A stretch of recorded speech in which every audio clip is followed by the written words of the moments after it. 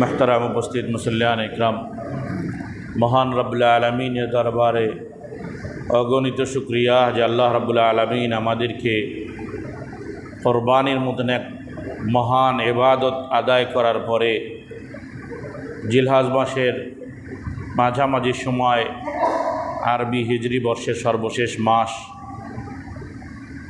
তার ঘরে এসে কিছু দিনই কথা বলা শোনা বোঝার তৌফিক দান করেছেন। সাথে সাথে তার কুদরতি পায়ে গুলামির সেজদা করার তৌফিক দান করেছেন। এই জন্য একবার কালিমাতুশ শুকর আদায় করি আলহামদুলিল্লাহ। মুহতারাম, আমরা কিছুদিন হলো কোরবানি নামক এক বড় মহান ইবাদত শেষ করলাম। আইয়ামে তশরিকের ইবাদত, জিকির এবং পানাহার, এটাও শেষ করলাম গতকাল বিকালে। আইয়ামে তশরিকের ইবাদত হলো জিকির বেশি বেশি করা, 5 ওয়াক্ত নামাজের পরে তাকবীরে তশরিক পড়া, সাথে সাথে খাওয়া দাওয়া করা। ইসলামে আশ্চর্য একটা মজার ব্যাপার যে ইসলামে খাওয়াকে জরুরত করা হয়েছে, জরুরত, প্রয়োজন। পানাহার এটা আমাদের প্রয়োজন, কিন্তু এই পানাহারটা ইবাদত হয়ে যায় মাত্র 5টা দিন। কয়দিন? 5টা দিন এই পানাহার করা ইবাদত, খাবার দাবার খাওয়া ইবাদত। 2 ঈদ এবং কোরবানি ঈদের পরের 3 দিন। কোরবানি কয়দিন? 3 দিন, কিন্তু কোরবানি ঈদের পরের 3 দিন হলো আইয়ামে তাশরিক। রাসূল করিম সাল্লাল্লাহু আলাইহি ওয়াসাল্লাম বলেন যে আইয়ামে তাশরিক হলো খাওয়া দাওয়ার দিন, জিকিরের দিন। বেশি বেশি জিকির করবা আর পানাহার করবা, রোজা রাখা যাবে না। এই 2 ঈদ আর কোরবানির ঈদের পরের 3 দিন, এই 5 দিন রোজা রাখা হারাম। রোজা রাখা শুধু কিনা মাকরু না, হারাম, কবিরা গুনাহ হবে রোজা রাখলে। কারণ এই দিন আল্লাহ তাআলা আমাদেরকে পানাহার করার অনুমতি দিয়েছেন, যে পানাহার করাটা ইবাদত। কোরবানির ঈদের দিন সহ পরের 3 দিন মানে 4 দিন। কেন? কারণ আল্লাহর মেহমান হয়েছ, কোরবানি দিয়েছ, এই কোরবানির প্রাণীর মাংস তোমার জন্য হালাল করেছি, এইটা ইবাদত হিসেবে আহার করো। আর রোজার ঈদ ওটাও আমাদের পানাহারের দিন, কারণ ওটা আমাদের পুরস্কার পাওয়ার দিন। তো এই জন্য এই 5 দিন রোজা রাখার কোনো অনুমতি নেই। অন্য অন্য সময় আপনি চাইলে যে কোনো সময় নফল রোজা রাখতে পারবেন, কিন্তু মাত্র এই যে পুরা 12 মাসের এই 5টা দিন মাত্র রোজা রাখার অনুমতি নেই। এদিন খাইতে হবে, এদিন কী করতে হবে? খাইতে হবে। খাওয়াটাই ইবাদত। তা আমরা এই আইয়ামে তাশরিকের দিনটা গতকাল বিকালে শেষ করলাম। এখন আপনি চাইলে খাইতেও পারেন, না চাইলে রোজা রাখতে পারেন। আর এখন যে খাওয়া, এটা হলো জরুরত, প্রয়োজন, যে আমার ক্ষুধা লাগছে, এখন খেতে হবে, আমার শরীরে শক্তি প্রয়োজন, এই কারণে খেতে হবে। এখন আপনি যদি ইবাদতের জন্য শক্তি যোগাইতে চান, তাহলে আপনার ওই খাওয়াটাও ইবাদত হবে। আর যদি শুধুমাত্র দুনিয়া বিকাশ করার জন্য শক্তি যোগাইতে চান, তাহলে ওই খাওয়াটার ইবাদত হবে না, প্রয়োজন হবে। কিন্তু কুরবানির ঈদের দিন সহ পরের 3 দিন এটা আপনি শক্তি যোগানোর জন্য খান, আর যে কারণে খান, খাইলেই ইবাদত হবে। কারণ আল্লাহ তাআলা এই 4 দিন মানে মোট 5 দিন রোজার ঈদ সহ, তো এই যে 5টা দিন দিছে, এই 5টা দিন খাওয়ার জন্যই দিছে। কারণ এটা আমাদের উৎসব। আর উৎসবে কেউ রোজা রাখে না। উৎসবে কি করে না? রোজা রাখে না। উৎসবে আহার করতে হবে, খানাদানা খাইতে হবে। তো খানাদানা খাওয়াটা উৎসব। সুতরাং এখান থেকে আরও একটা জিনিস বুঝে আসে, যত উৎসব, উৎসবে খাবার আসতে হবে। উৎসবে কি হতে হবে? খাবার দাবার থাকতে হবে। এখন আপনি দেখেন, বিবাহের পরে ওলিমা করা সুন্নাত না? কেন? এটা একটা উৎসব। তুমি বিবাহ করেছো, এটা একটা খুশির কাজ। আল্লাহ তাআলা তোমার আর স্ত্রীর মধ্যে মিলন ঘটাই দিছে, একটা সম্পর্ক, প্রেমের সম্পর্ক গড়ে দিছে। এই জন্য এটা উৎসব। এই উৎসব উপলক্ষে কী করতে হবে? ওলিমার ব্যবস্থা করতে হবে। খানাদানা করা সুন্নাত, পুরুষের পক্ষ থেকে, খবরদার মহিলাদের পক্ষ থেকে জরুরি না। তারা মেহমানদারি করে, এটা তাদের ইখতিয়ার। হ্যাঁ, ওলিমার ক্ষেত্রে কি করা যাবে? খুব আয়োজন করা যাবে, খুব ভালো আয়োজন করো, অনেক মানুষকে দাওয়াত দাও, খাওয়াও, উৎসব। মোহতারাম ভাইও, এই যে কুরবানি চলে গেল, কুরবানির ইবাদত এটা ওয়াজিব ইবাদত। কতজনের উপরে ফরজ হয়েছে, কতজনের ওয়াজিব হয়েছে, কতজনের উপরে ওয়াজিব হয় নাই আমরা জানি না। সরকারি হিসাব মতে এবার কুরবানি হয়েছে 1,04,00,000 উপরে। 1 কোটি সরকারি হিসাব নিয়ে আমি কথাটা বলতেছি। এখন আপনি বলেন 16 কোটি মানুষের মধ্যে মাত্র 1,04,00,000 ব্যক্তির উপরে কী হয়েছে? কোরবানি ওয়াজিব যদি হয়ে থাকে, তাহলে আমাদের 15 কোটি মানুষের, 15 কোটির আরও বেশি ধরেন, কম, একটু কম, ভাঙতি আছে, ভাঙতিটা বাদ দিলাম, প্রায় 15 কোটি মানুষের উপরে কোরবানি ওয়াজিব না। এই কথা উঠে আসে না? আসলে কি এটা তাই বাস্তব? এবার আসেন শুধু পরিবার যদি ধরেন, 1,04,00,000 ফ্যামিলি, 1,04,00,000 ফ্যামিলি যদি ধরেন, তার ভিতরে যদি প্রত্যেকে চারজন করে ধরেন, তাহলে 4 কোটি। তাহলে এক ফ্যামিলি হিসেবে যদি কুরবানি ধরেন, তাহলে বোঝা যায় ইবাদতটা আদায় তো হয়েছে, কিন্তু আসলে উপযুক্ত যারা ছিল কুরবানির, তারা কুরবানিটা দিয়েছে কিনা। 16 কোটি মানুষের মধ্যে ধরেন অর্ধেক বাচ্চা ধরলাম, অনুপযুক্ত ধরলাম, বাচ্চা শুধু না, মানে অনুপযুক্ত ধরলাম, আর কিছু ধরলাম যারা ওই সময় সচ্ছল ছিল কিন্তু ওই সময় দিতে পারে নাই, তো 4-5 কোটি তো হওয়ার দরকার। আমি সরকারি হিসাব বলতে, হয়তো আরও দেশে সরকারি হিসাবে আসে নাই, হয়তো এর থেকে আরও বেশি দিছে, সরকারি হিসাবে আসে নাই। সরকার তো সাধারণত গবাদি পশুর একটা হিসাব রাখে, সেই হিসেবে প্রায় 1,54,00,000 গবাদি পশু ছিল কুরবানি করার উপযুক্ত, কুরবানি উপযুক্ত পশু, সেখান থেকে মাত্র 1,04,00,000 কুরবানি হয়েছে। সেই হিসাব অনুযায়ী বুঝে আসতেছে। তাহলে এত বড় একটা ইবাদত আমরা হয়তো অনেকেই ছেড়ে দিয়েছি, অনেকেই ছেড়ে দিয়েছি। কেন ছেড়ে দিয়েছি, দরকার কি?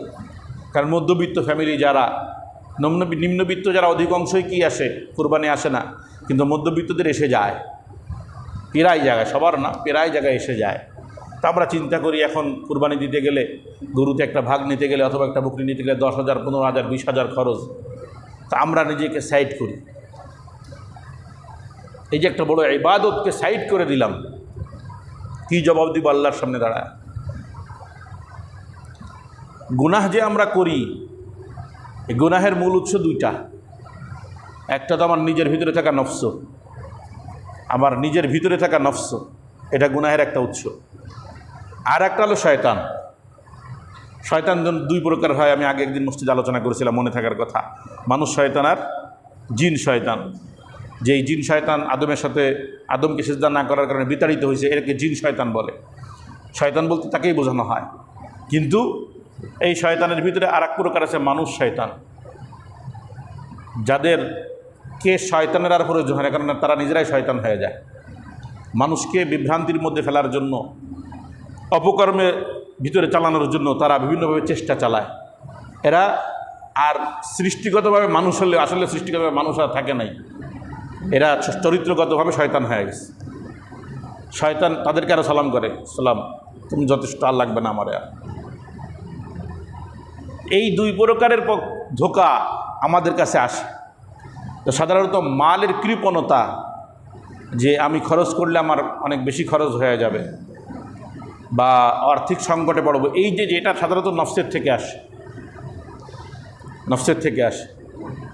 যে যেমন উদাহরণস্বরূপ সামনে দিয়ে দান বাক্স যাইতেছে, তো হঠাৎ আপনি একবার মন চাইলো যে 10 টাকা দেই মসজিদে।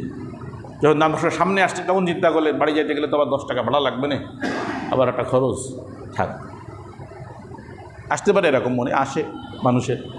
এটা আমার দিলের ভিতর থেকে, নফসের থেকে একটা চাপ আসছে। কারণ সৎকারা করার সাথে সাথেই প্রত্যেকটা টাকার বিনিময়ে উহুদ পাহাড় সমপরিমাণ সওয়াব হয়ে যাইত। কিন্তু আমার ওইটা আর তখন জেহেনে আসে নাই। আমার জেহেনে কি আসছে, একটু পরে তো লাগতে পারে। এইভাবেই আমরা ধোকায় পড়ে যাই, কুরবানির আগে হয়তো অনেকের মনে আসছে এবার একটা কুরবানি দেই, কুরবানি তো দেওয়া হয় না, একটু দেই, আমার তো কিছু আছে অর্থ, এই অর্থটুকু দিয়ে কুরবানি দিয়ে দেই। তো মোহতারাম, এটা তো একটা ইবাদত ছিল আমার আপনার জন্য। এই জন্য একটা কাজে আজকে উৎসাহিত করব, যদি কারোর মনে হয় যে না আমার ওপরে হয়তো কোরবানি ছিল কিনা আমি দিতে পারি নাই, তাহলে ছোট্ট 1 বছরের ছাগলের সমপরিমাণ একটা টাকা সদকা করে দিতে হবে। না হলে আল্লাহর সামনে দাঁড়াইতে হবে, আল্লাহর সামনে দাঁড়াইতে হবে। মুহতারাম, গুনাহ এটা আমাদের থেকে হয়, নাফরমানি এটা মানুষের সৃষ্টিগত একটা তবিয়ত, এসে যাবে। আর এই নাফরমানি হয়ে যাওয়ার পরে যখন বান্দা ঝুঁকবে আল্লাহর দিকে, তখন আল্লাহ তাআলা খুশি হয়ে যান। হ্যাঁ, বান্দা তো নাফরমানি করে ফেলছে, কিন্তু আবার আমার দরবারে হাজিরা দিছে, আল্লাহ মাফ করে দাও, ভুল করে ফেলছে। এই জন্য আমার হাবিব বলেন, কুল্লু বানি আদম খাত্তাউন, প্রত্যেক বনি আদম কোনো না কোনোভাবে আল্লাহর নাফরমানি করেই ফেলে, গুনাহ করে ফেলে। ওয়া খায়রুল খাত্তাইন আত-তাওয়াবুন, সর্বোত্তম গুনাহগার ওই বান্দা যে তওবা করে। সুতরাং তওবার আমল, গুনাহ মাফের আমল সবসময় আমার মধ্যে থাকতে হবে, আমার মধ্যে আসতে হবে। সবসময় নিজেকে এমনভাবে চলাইতে হবে যাতে আমার প্রত্যেকটা কদমে কদমে যেন গুনাহ মাফ হয়। এই যে মসজিদে হেঁটে হেঁটে আসলেন, প্রত্যেকটা কদমে নেকি হয়েছে, প্রত্যেকটা কদমে একটা করে গুনাহ মাফ হয়েছে। তো আপনি যত ভালো আমল করবেন, প্রত্যেকটা ভালো আমলের বিনিময়ে আপনার গুনাহ মাফ হবে। নেক আমলের ফজিলতই সবথেকে বড় ফজিলত এটা।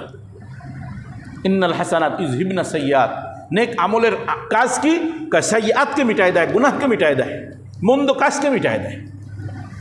এই জন্য এই যে বড় একটা ইবাদত আমাদের থেকে চলে গেল, এই ইবাদত আলহামদুলিল্লাহ যারা দিছি তো দিছি, তাদের এখন কাজ হলো দোয়া করা, আল্লাহ কবুল করে নাও।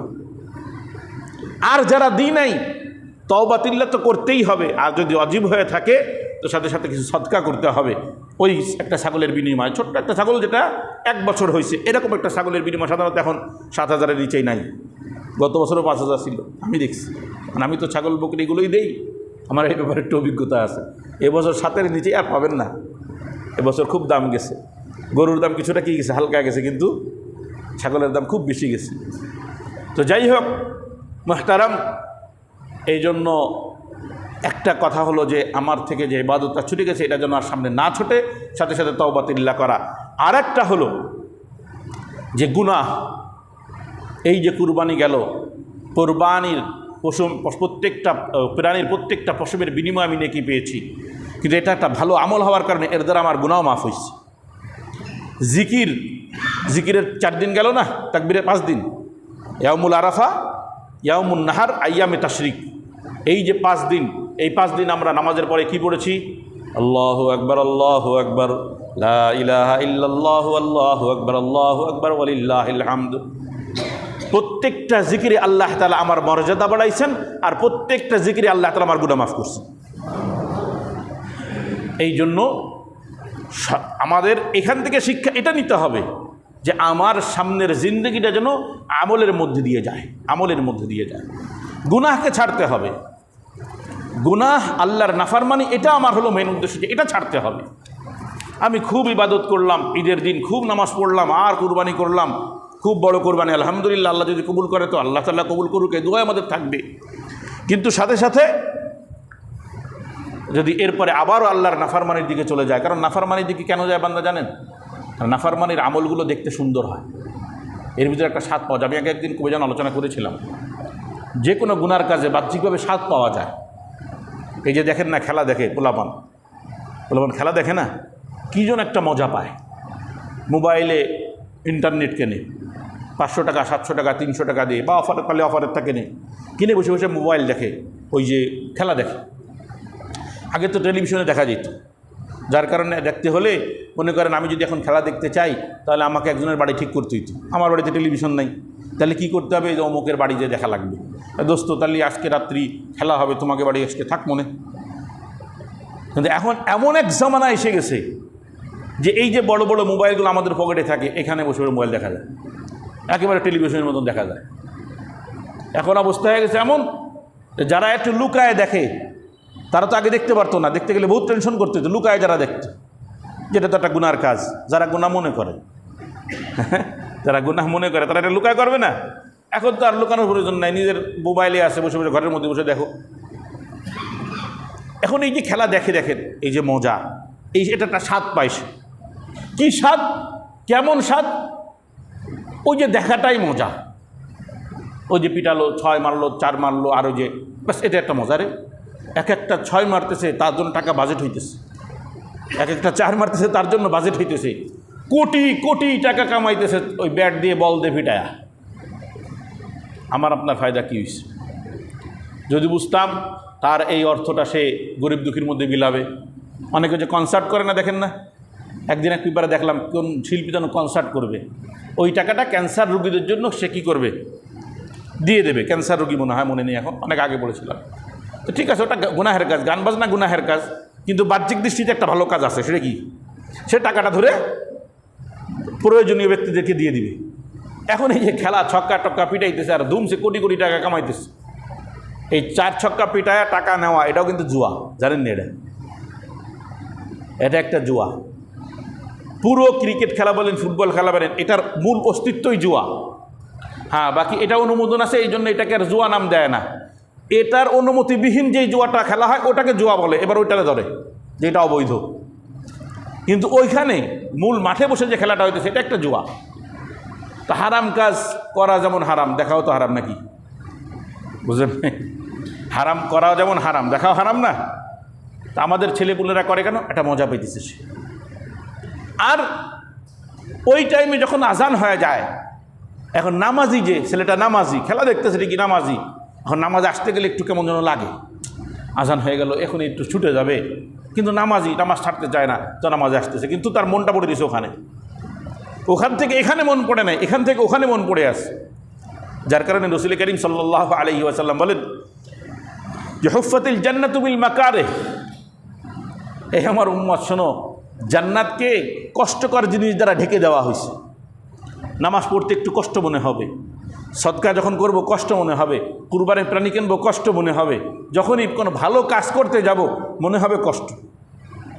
একমাত্র আল্লাহর জন্য যদি করেন, আর যদি মানুষের জন্য ভালো কাজ করেন, মানুষকে দেখানোর জন্য, তো ওইটাও খুব ভালো লাগবে না, কারণ মানুষ আমাকে দেখতেছে, ভালো কাজ করতেছি, তাহলে ওইটা মন্দ মনে হবে না, কষ্ট মনে হবে না। কিন্তু ফি সাবিলিল্লাহ, আল্লাহর জন্য যখন করতে যাবেন তখনই কষ্ট লাগবে, ভালো লাগতেছে না, এই করতেছি, কারণ এখনও দিল বসে নাই। আর হুফফাতিন নার বিশ-শাহওয়াত, আর আল্লাহর হাবিব বলতেছেন আর জাহান্নামের যত কাজ এগুলো কুপ্রবৃত্তি দ্বারা ঢেকে দেওয়া হয়েছে, করলেই মজা লাগে।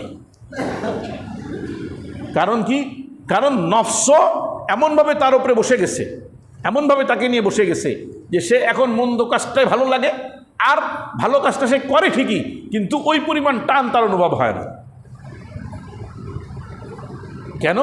কারণ ওই যে মন্দ কাজটা ভালো লাগতেছে, আর ভালো কাজটা করতে তো হচ্ছে, করতে হবে।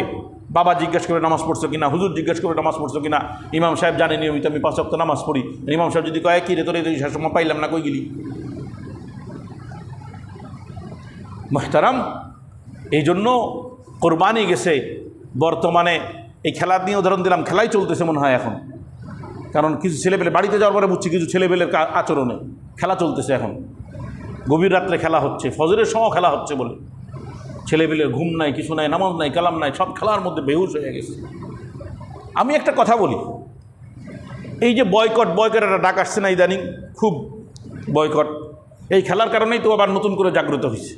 খেলার মাঝখানে ওই কোকাকোলার আবার কি দিছে, অ্যাড দিছে, অ্যাড দিলেই কি আবার বয়কট পার্টি জেগে উঠছে, বয়কট করো, বয়কট করো। কেন বয়কট করবা?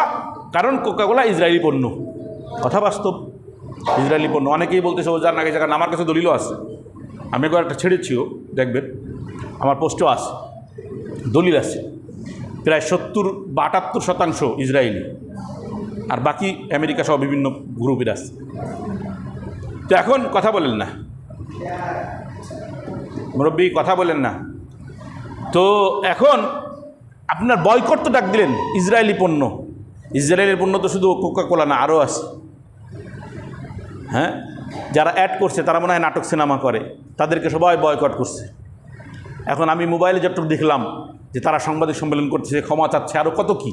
তাহলে বয়কটের একটা প্রভাব ভালোই পড়ছে, যে ওই নাটকের সিনেমার নায়ক নায়িকারা পর্যন্ত ভয় পেয়ে গেছে যে আমরা এই কোকাকোলা অ্যাড করার কারণে বাঙালি যেভাবে বয়কট করতেছে আমাদের নাটক সিনেমা মায়ের খেয়ে যাবে। তাহলে বোঝা যায় বড় আতঙ্ক। তো এই নাটক সিনেমার নায়ক নায়িকাদেরকে বয়কট করলেন, মেসি নেইমার কেন বয়কট করতেছেন না কেন? মেসি নেইমার যারা খেলা করে, ওই যে ফুটবল খেলা করে, এদেরকে বয়কট যুবক কেন করতেছে না? তাদের প্রত্যেকটা পোশাকে অ্যাড দিতে হয় না? শুধু কোকাকোলার না, আজকে তো কোকাকোলায় ফেসে এসে গেছে, বড় বড় মদের কোম্পানির অ্যাড। মুসলমান সন্তান খেলা করতেছে, তাদের বুকে হাতে পিঠে ওই সমস্ত মদ, এই মানে হারাম খাবার, ইসরায়েলি পণ্য, এই কোকাকোলার গ্রুপেরই মদ, তার অ্যাড দিতেছে, কোকাকোলার অ্যাড দিতেছে। তাদের ব্যাপারে আর বয়কটের আর দাবি ওঠে না কেন? হুজুগে বাঙালি খুব চিল্লাইলো লাফাইলো। তাদের পণ্য তো আরও আছে, সবগুলো দেখেন না। একটা ছেলেকে পাঠাইছি কি একটা গুঁড়ো সাবান আনতে, হুইল্যান্স, আর আমার ছেলে এখানে পড়ে, সে এটা কাগজ বের করছে, এটা নিয়ে আমার আলমারির থেকে ওই যে ইসরায়েলি পণ্যের লিস্ট বের করে বলছে, আব্বু দেখেন এটাও মনে হয় ইসরায়েলি, এটা নিয়ে আসছে। বাচ্চাদের উপরে প্রভাব পড়তেছে আমাদের কথায়, কিন্তু আমরা আমল করতেছি না, তখন কি হবে?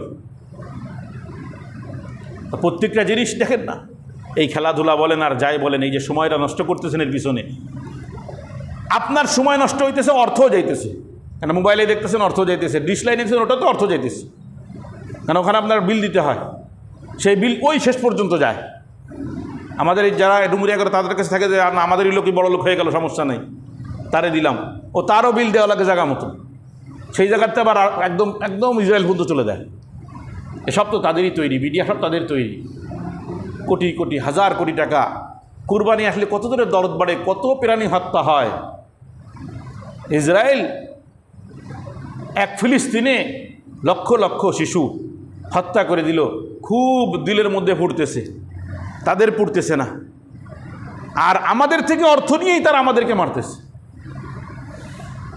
এই জন্য বয়কট যদি করতে হয় সব দিক থেকে করেন। আমি আগের দিন বলেছিলাম বয়কট পরিপূর্ণ রূপে সম্ভব না। প্রথম যখন হামলা হলো ফিলিস্তিনে, তখন আমি বলেছিলাম বয়কট সব দিক থেকে সম্ভব না, কিন্তু আপনার সামর্থ্যের মধ্যে যতটুকু আছে ততটুকু তো বয়কট করবেন। আজকে বয়কট বলে ডাক দিলেন, ইসরায়েলকে গালাইলেন, আবার ইসরায়েলেরই চ্যানেল ব্যবহার করতেছেন, ইসরায়েলেরই খেলা দেখতেছেন, মানে তাদেরই বানানো, তো এগুলো সব তাদের বানানো, এগুলো সব ইসরায়েল আমেরিকা এদেরই বানানো। এবং এই সমস্ত খেলা সব পুঁজিবাদী সম্প্রদায়ের তৈরি। যত কিছুর মূল হবে পুঁজি কিভাবে আসবে, দেখেন সব কিছুর মূলে পুঁজি, কিভাবে জনগণের পকেটের পুঁজিগুলো আমাদের কাছে আসবে, সব কিছুর মূলে হলো এটা। এই জন্য এই পুঁজিবাদী চিন্তাধারা থেকে তারা এই সমস্ত জিনিসগুলো নিয়ে আসছে। এই জন্য মোহতারাম, আমার কথা হলো যে হ্যাঁ, আমরা তাদেরকে ঘৃণা করি, তাদের পণ্য ব্যবহার করব না, তাদের আমলগুলোও ব্যবহার করব না, তাদের আমলগুলো যেন আমাদের মধ্যে না আসে। আজকে খেলোয়াড়রা খেলা করতেছে, কোটি কোটি টাকা হারাম কামাইতেছে, আর আপনিও হারাম দেখতেছেন, আর হারাম আপনিও কামাইতেছেন। কিয়ামতের ময়দানে যখন মওলার সামনে দাঁড়াবেন তো দেখবেন নামাজ তো অনেক পড়ছিলাম, নাই, সব গেছে গা, হজও তো করছিলাম, সব গেছে গা, বহুত সাদকা করছিলাম, সব গেছে গা। কারণ গুনাহ আমার আমলকে খেয়ে ফেলে, আমার আমল গুনাহকে মিটায় দেয়। কোন আমল? যে আমলটা আল্লাহর জন্য হয়, কিন্তু একটা আমল করতেছেন পরেই গুনাহ করতেছেন, বুঝতে হবে পিছনের আমল যেটা গেছে আল্লাহর জন্য ছিল না, যার কারণে ওই আমলটা আমার পরবর্তী গুনাহ খেয়ে ফেলতেছে, পরবর্তীতে ওই গুনাহটা আমার আমলকে খেয়ে ফেলতেছে, কারণ ওটা আল্লাহর জন্য ছিল না। এই জন্য প্রত্যেকটা কদম যেন আল্লাহর জন্য হয়, প্রত্যেকটা কথা যেন আল্লাহর জন্য হয়, প্রত্যেকটা খরচ যেন আল্লাহর জন্য হয়, আমার নজরটাও যেন আল্লাহর জন্য হয়, এই ফিকির নিয়ে থাকা দরকার। কি দিল ছিল তাদের! লান তানালুল বিররা হাত্তা তুনফিকু মিম্মা তুহিব্বুন, এই আয়াতটা যখন নাজিল হইল, আয়াতের অর্থ কি? আয়াতের অর্থ শুনলে ঘটনাটা ভালো বুঝে আসবে, আমি এখনই ছেড়ে দেব। যে তোমরা ততক্ষণ পর্যন্ত খাঁটি নেককার হতে পারবা না যতক্ষণ না তোমাদের প্রিয় জিনিসটা তোমরা আল্লাহর রাস্তায় সদকা করবা। এটা হলো আয়াতের সারমর্ম। এই আয়াতটা যখন নাজিল হয়েছে, আবু তালহা রাদিয়াল্লাহু তাআলা রাসূলের কাছে আসছে মসজিদে নববীতে, ইয়া রাসূলুল্লাহ, আল্লাহ তাআলা বলছে আমি ততক্ষণ পর্যন্ত পরিপূর্ণ নেককার হতে পারবো না যতক্ষণ আমার প্রিয় বস্তুটা দান করে দিতে হবে। রসুল আল্লাহ রসুল বলছেন, হ্যাঁ, তোমার প্রিয় বস্তু যদি তুমি দান করে দাও তাহলে আল্লাহর কাছে তুমি প্রিয় হবা। কে রাসূলুল্লাহ, এই মসজিদের নববীর সামনে যে বাইরুহা আমার বাগানটা আছে, যেই বাগানটা উনার, কিন্তু রসুল নিজে ব্যবহার করতেন। কি করতেন? রসুল খানের ভিতরে একটা কূপ ছিল, মশহুর কূপ, খুব ঠান্ডা পানি ছিল, ওই কূপের নামেই বাগান। ওই কূপের নামে বাগান। কূপের পানি এত ঠান্ডা ছিল যে সবাই ওখান থেকে ফায়দা নিত, কিন্তু মালিকানা ছিল। আছে না, আমার মালিকানায় বাড়ির সামনে কল পুঁতছি, সবাই পানি খায়, আমার অনুমতি আছে, আলহামদুলিল্লাহ, ওটাও নেকি হয়, ওটাও কি হয়? নেকি হয়। যে কোনো ভালো কাজ যখন আপনি করবেন, জনকল্যাণমূলক কাজ করবেন, যেমন আপনার বাসার সামনে এমন একটা রোড পড়ছে, আপনার বেশি একটা হাঁটাচলা করা লাগে না, কিন্তু মানুষ চলাফেরা করে, তো আপনি কিছু ইট বিছায়া রাস্তা করে দিলেন নিজের খরচে। প্রত্যেকটা ব্যক্তি, যতগুলো ব্যক্তি ওখান থেকে আসবে, প্রত্যেকটা ব্যক্তির কদমে কদমে আপনার নেকি হবে। কিন্তু যদি না, আমি চেয়ারম্যান মেম্বার, না দিলে কেমন হয়, সামনে ভোট পাবো না, একটাও নেকি হবে না। চেয়ারম্যান মেম্বার হিসেবে যদি করেন যে আমি চেয়ারম্যান, আমার দায়িত্ব যা করা, নাহলে সামনে বারা ভোট লাগবে, তো একটা নেকি হবে না। আর চেয়ারম্যান মেম্বার হিসেবে যদি করেন, আর এই জন্য করেন যে মানুষের প্রয়োজন মিটাবো, আমি এই জন্যই তো চেয়ারম্যান হয়েছি, তাহলে নেকি হবে। তা এখন আবু তালহা রাদিয়াল্লাহু তাআলা আনহু, যে রাসূলুল্লাহ, এই যে মসজিদ নববীর সামনে যে বাগানটা, বাইরুহা বাগান, এই বাগানটা হলো আমার যত সম্পদ আছে তার মধ্যে সবথেকে প্রিয় সম্পদ এটা, আমি এটাকে আল্লাহর রাস্তায় দান করে দিলাম। একটা আয়াত, কোরআনের আয়াত, তাদের উপরে কী পরিমাণ প্রভাব পড়ছে। শুধু কোরআনের আয়াত শুনছে প্রভাব পড়ে গেছে। আমাদের পড়ে না কেন? আমাদের পড়ে না কেন? মানুষ যখন গুনাহ করে, খুব ভালো করে খেয়াল করেন, এই কথা বলে শেষ করে দিচ্ছি, আমাদের পড়ে না কেন? কারণ মানুষ যখন গুনাহ করে, মানুষ যখন গুনাহ করে, ওই যে একটা হাদিসে আপনাদেরকে প্রায় শুনাইছি, দিলের উপরে দাগ পড়ে না, কালো দাগ পড়ে যায়, পড়তে পড়তে এমন অবস্থা হয়ে যায়, শেষে বেঈমান অবস্থায় কবর যায় গুনাহের কারণে। মানুষ যখন গুনাহ বেশি বেশি করে, তখন ঈমান এবং আমলের স্বাদ মিটে যায়। ঈমানেরও স্বাদ পায় না, আমলেরও স্বাদ পায় না। নামাজ পড়ে স্বাদ পায় না, যাকাত দেয় স্বাদ পায় না, জিকির করে স্বাদ পায় না, যার কারণে ওই আমলের প্রতি তার আগ্রহ আর বাড়ে না।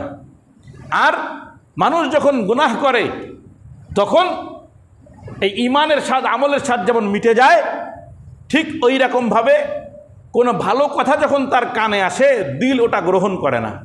প্রভাবই পড়ে, প্রভাব তো অনেক পড়ে, দিলে ঢুকার পরে না প্রভাব পড়বে, দিলেই ঢোকে না। মানুষ যখন গুনাহ করে, এই ওয়াজ নসিহত কোনো কাজে লাগে না, শোনে। এই জন্য দেখেন আজকাল ওয়াজ শোনে কি, হুজুর তো তেমন একটা সুর দেয় না, তার মানে ওয়াজ শুনতে গেছে সুরির জন্য। উনি কি কথা বলেন এটা দরকার না, সুর খোঁজে। কারণ কি, আসলে ওয়াজ শোনা উদ্দেশ্য না, উদ্দেশ্য হলো সুর শোনা। তাহলে বক্তার দরকার কি, একটা গজলের শিল্পী নেই, সে গজল গাও বুঝে বুঝে। আমার কথা বুঝেন না? হ্যাঁ, উলামা একরাম সুর দেন, তেলাওয়াত করতে গেলে সুর আসে, কথায় কথায় সুর আসে, এটা দোষণীয় না। কিন্তু আপনার জন্য দোষণীয় যদি আপনি চিন্তা করেন কেমন বক্তা নিয়ে আসলে এবার সাজিয়ালা মাদ্রাসা, সুর টুর তো দেয় না, ওনার সুর তো তেমন নাই, তেমন ও কথা কয়, আটা কাটা কথা কয়। একবার জাফর আহমদ সাহেবকে নিয়ে আসলেন গত 2 বছর আগে, 1 ঘন্টা পরে আলোচনা করছেন, কোনো সুর তো নাই, পীর সাহেব মানুষ, সুর তো নাই, কিছু কথা বলে গেছেন। আশ্চর্য ব্যাপার, মাঠে লোক কম ছিল, বেশ লোক ছিল। তো আমরা মনে করতেছি যে মাহফিল তো জনগণের টাকায় হয়, মাহফিলটা যদিও মাদ্রাসায় জনগণের অর্থে হয়, জনগণ তো খাপ্পেনে হুজুর একটা সুরলা বক্তা নিয়ে আসলেন না। আশ্চর্য, কিছু লোক আমাদের কাছে এসে বললো, হুজুর এইরকম ওয়াজ করার লোক নিয়ে আসতে পারেন না?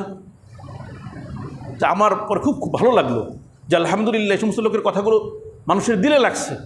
খুঁজে বেড়ায় বড় বক্তা আনতে হবে, ওই যে ভাইরাল বক্তা আনতে হবে। আশ্চর্য ব্যাপার, আল্লাহ যা কোটা আলাদা বিষয়ের দিকে যাব না। তো এই জন্য দিলে কথা আসে না কেন? দিলে কথা এই জন্য আসে না যে আমি এত বেশি গুনাহ করে ফেলি, গুনাহ করতে করতে ওই ভালো কথাটা আমার কানে তো আসে, দিল পর্যন্ত আসে না। দিলে যখন ঢোকে না, আমি স্বাদও পাই না। আবু তালার কাছে কোরআনের আয়াত আসছে, স্বাদ এসে গেছে, সঙ্গে সঙ্গে চিন্তা করে নাই কোন সম্পদ প্রিয়, কোন সম্পদ অপ্রিয়, বলছে এটাই তো সব থেকে মূল্যবান, এটা আমার কাছে প্রিয়, তো আল্লাহ রসুল এটা দিয়ে দিলাম। এই জন্য দিলের ওপরে ভালো কথার আসর গুনাহের কারণে চলে যায়, নামাজের স্বাদ গুনাহের কারণে চলে যায়। আমি ঈদের দিন বলতেছিলাম, নামাজ কত বড় গুরুত্বপূর্ণ জিনিস, যে নামাজের দ্বারা পেরেশানি দূর হয়ে যায়। যখন খুব পেরেশান হবেন, আমি ওষুধটা দিচ্ছি আপনাদেরকে, পেরেশান খুব বেশি, যে আমার ব্যবসায়িক সমস্যা দেখা দিছে, পারিবারিক গ্যাঞ্জাম হচ্ছে, খুব সমস্যা, পেরেশান মাথার মধ্যেই, 2 রাকাত নামাজ পড়েন, সময় নিয়ে, মনোযোগ দিয়ে 2 রাকাত নামাজ পড়ে সময় নিয়ে, ইনশাআল্লাহ দেখবেন দিলের ভিতরে অটোমেটিক একটা শান্তি এসে গেছে। আস্তে আস্তে এটা দূর হয়ে যাবে, হালকা হয়ে যাবে, বিপদটা, পেরেশানিটা দূর হয়ে যাবে। তো এই জন্য এর মজা যখন আসবে, যখন আমার ভিতরে চাহিদা তৈরি হবে, দিনের প্রতি লোভ ভালোবাসা তৈরি হবে। মুহতারাম, এই জন্য কোরবানির পরে আমাদের এক আমল হলো এটা, যে যদি কারোর কোরবানি রয়ে যায়, হয়তো আমার কাছে ছিল আমরা জানি না, অথবা একটু হিসাব নিকাশ করলে বের হয়ে আসবে, চেষ্টা করব এই টাকাটা সদকা করার। দ্বিতীয়ত বেশি বেশি ইস্তেগফার তওবা করব, এবং আমার থেকে যেন এই অপকর্মগুলো আর না হয়, খেলাধুলা সহ আরও যে সমস্ত নাজায়েজ কাজগুলো চলতেছে, জুয়া চলতেছে, এগুলো যেন আমার আপনার থেকে না হয়। আল্লাহ তাআলা আমাদেরকে হেফাজত করুন। আখিরু দাওয়ানা আলহামদুলিল্লাহি রাব্বিল আলামিন।